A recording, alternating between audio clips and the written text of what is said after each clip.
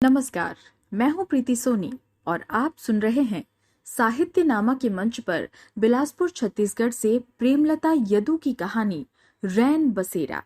तो आइए शुरू करते हैं।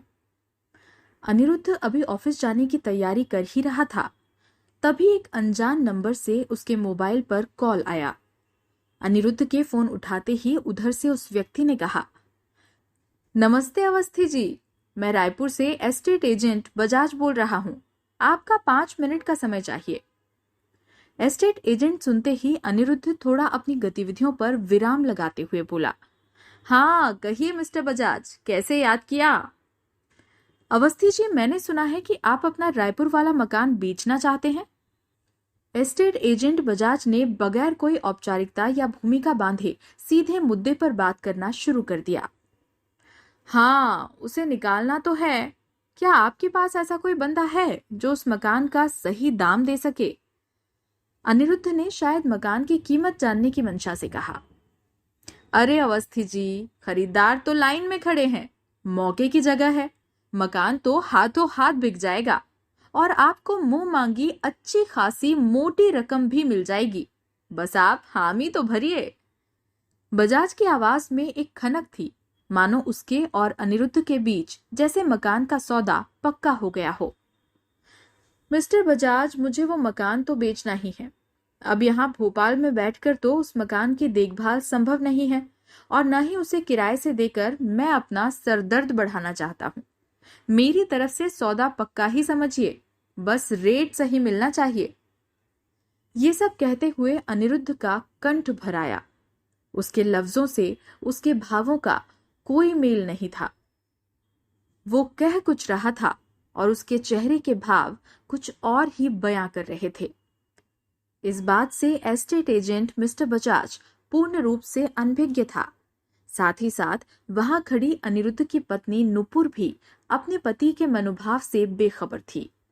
नुपुर को ये पता भी नहीं था कि उस मकान से जुड़े अपने बचपन की कई सुनहरी और खुशनुमा यादों का बक्सा अनिरुद्ध ने अपने दिल में सहेज कर रखा है।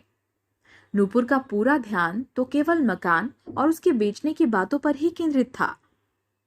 अच्छा तो फिर ठीक है, मिल बैठकर लेन देन की सारी बातें और जरूरी कागजी कार्रवाई पूरी कर लेते हैं। मिस्टर बजाज ने बगैर विलंब किए फौरन कहा। हाँ, मैं आता हूं 2 दिन बाद रायपुर, आप डील फाइनल ही समझिए। ऐसा कहकर अनिरुद्ध ने फोन रख दिया और अपने ऑफिस के लिए निकल गया। सारे रास्ते अनिरुद्ध को बस रायपुर के मकान पर गुजारे अपने बचपन के कुछ छोटे छोटे दृश्यों की झलकियां स्मरण होने लगी थीं। ऑफिस पहुंचकर भी उसका पूरा ध्यान रायपुर के मकान पर ही रहा। अनिरुद्ध को एक एक कर सब याद आने लगा। उसके कानों में अपनी महरूम नानी की आवाज सुनाई पड़ने लगी, जो उसे प्यार से अनु अनु पुकारा करती थी। अनिरुद्ध स्वयं को उस घर के आंगन में खिलखिलाता हुआ दौड़ता हुआ देख रहा था और अपनी नानी को अपने पीछे उसे पकड़ने को भागता हुआ। मां को विशाखा मामी के संग सब्जियां साफ करता और हंसता हुआ पा रहा था। ये सारे दृश्य चलचित्र की भांति अनिरुद्ध की आंखों के समक्ष दृष्टांत हो रहे थे। अनिरुद्ध अब भी नहीं भूला जब वो बचपन में अपनी मां मुक्ता के संग अपने ननिहाल रायपुर जाया करता था। आसपास की औरतें उसकी बलाइयां लेती नहीं थकती थी।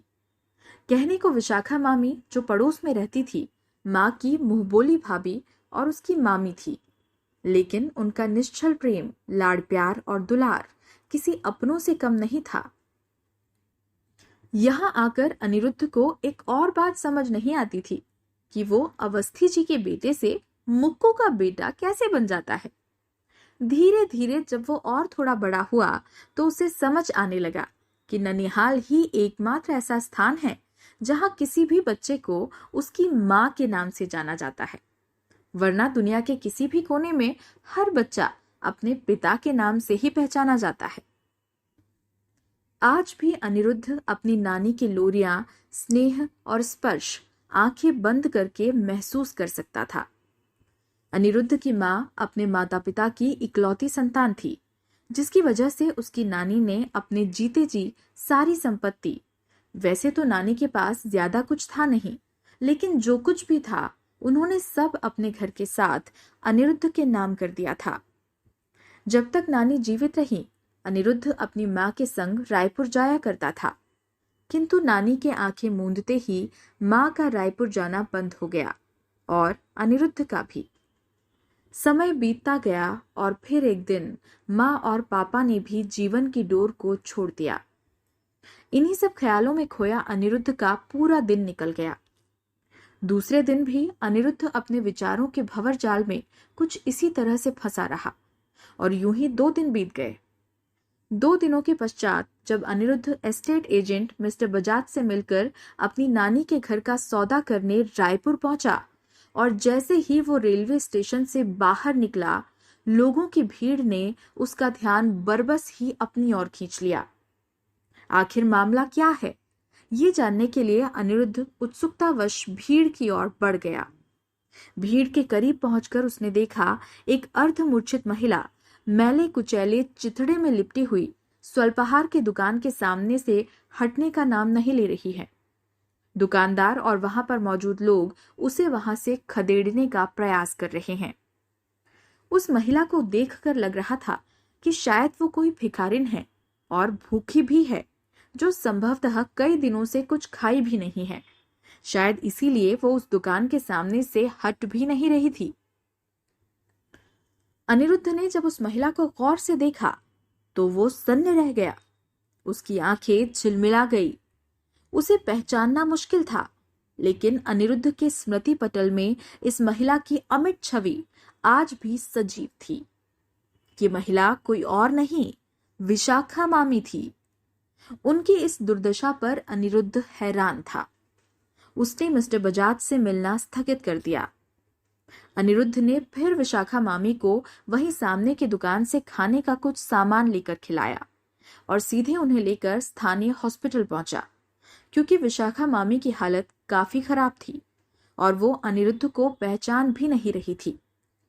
डॉक्टर ने बताया कि उनकी ये हालत सदमे की वजह से हुई है, जो समय के साथ ठीक हो जाएगी, लेकिन कम से कम 15 दिनों के लिए उन्हें हॉस्पिटल में रखना होगा।